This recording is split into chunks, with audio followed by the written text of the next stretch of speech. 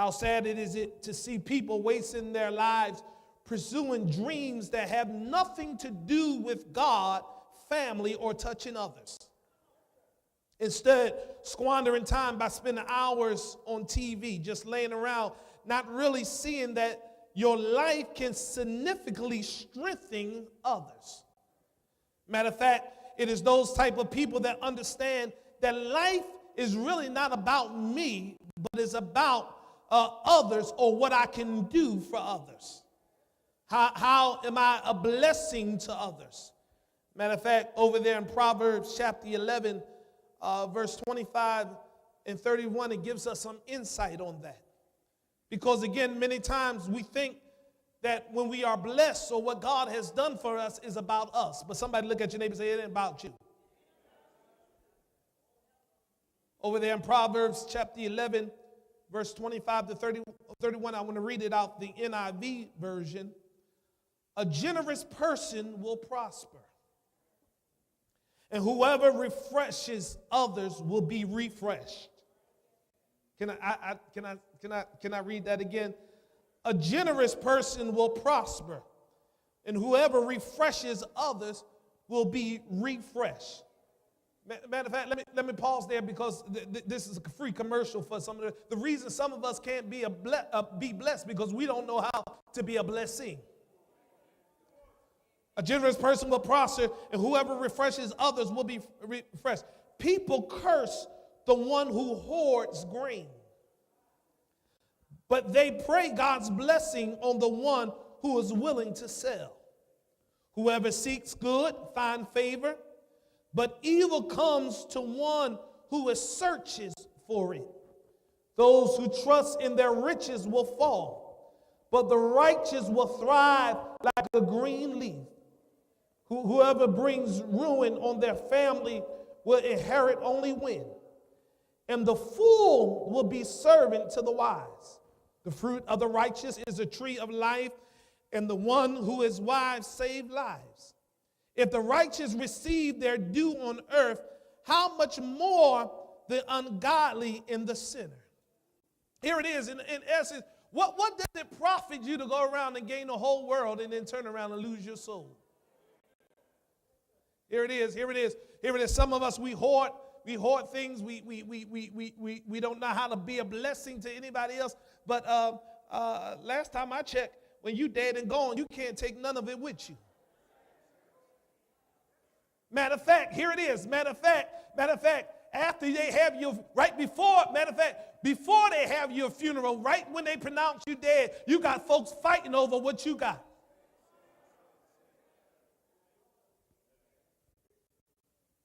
That's why even when we are dealing with people in family, we need God's wisdom. Because with the wisdom of God, we will understand how to spend time wisely. Moses prayed this prayer. He prayed this prayer in Psalms 90, verse 12. You don't have to turn there. But he prayed this prayer. So teach us to number our days, that we may gain a heart for wisdom. Here's the question. Here's the question for us. When was the last time you prayed and asked God for wisdom to live each day with eternity in mind? When was the last time you prayed and said, God, I don't need another house. I don't need another car.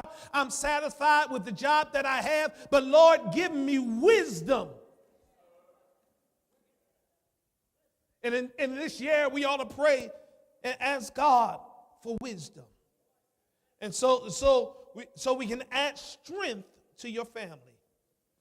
You add strength to your family when you spend time with them. I remember when I was growing up, my mom and my dad, they had a rule that we all had to eat dinner together when dinner was done. I know, say, Brother Pastor, we ain't in that time. This is a whole different time. Kids coming in all time, and they eat when they want to eat. But when my mom finished cooking, dinner was on the table. We had to all come in there and eat. And we didn't sporadically come in and eat dinner. We all sat at the table, we prayed, and we ate together. As I was growing up, there was one of the things that I I didn't like.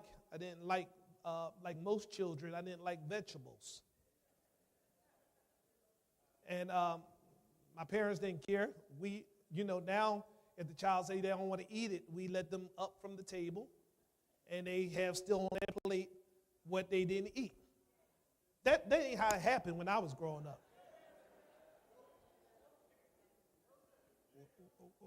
Whatever was on the plate, we had to eat.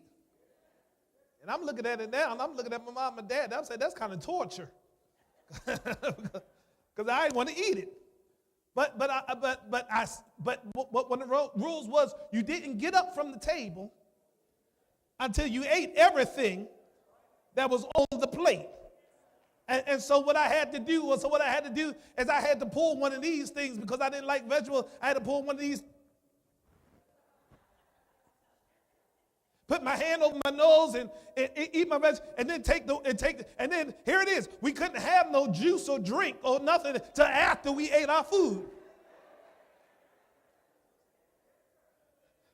And I'm thinking as I'm growing up, these some cruel people. I already know I don't like the stuff and I can't drink nothing. But we sat down, we ate together. And many nights they would just turn off the television and just talk with my siblings and I about life and about problems we were facing, and asking us what we like to do with our lives. It's something because I deal with children every day and experience them. There's something wrong when you ask them, what do you want to do with your life, and they have no idea. It's not even it's not happening in elementary school, but they're in high school when you ask them, what do you want to do with your life? They have no clue. They have no direction. It's because we are living in a generation now where nobody has sat down and talked to them about planning for the future. So we would sit down and we would turn off the TV and we would just have conversations over what we wanted to do with our lives. They prayed over us continually. There are some things they did to show us we mattered. The time that they spent with us showed us that we mattered. And we didn't have the greatest, we didn't have a whole lot of money growing up to have the greatest, but I remember me and myself, one of the things that we loved to do was every now and then, and we was happy and we were excited. Every now and then we got to get up and go to a place called Chesapeake Bay. It was in northeast Philadelphia, but we wasn't really happy about going to Chesapeake Bay because Chesapeake Bay was right next to Chuck E. Cheese. So during our younger years, we liked going to Chesapeake Bay because we got to go to Chuck E. Cheese after we went to Chesapeake Bay. But as we got older and we kind of outgrew Chuck E. Cheese, we like going to Chesapeake Bay because Chesapeake Bay had all-you-can-eat shrimp.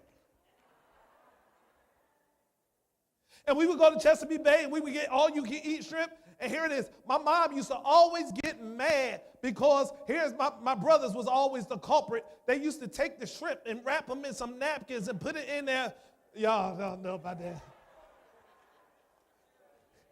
And we used to put it in her pocketbook. And we went home the next morning and we got up and we made shrimp fried rice.